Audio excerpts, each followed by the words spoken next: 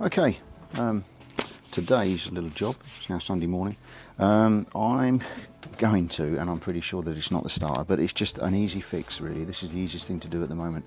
I'm going to change the start motor. So I've got this off eBay. It's just a second-hand part. It's actually the same part number for a Mark IV Golf, believe it or not.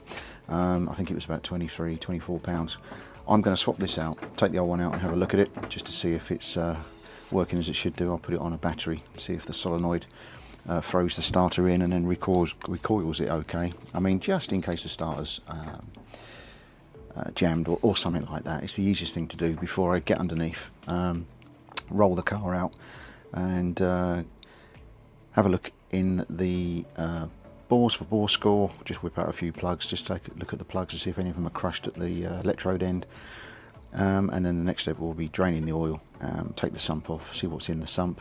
The copper bits that I found yesterday, it's looking like they are from the guide tensioners. So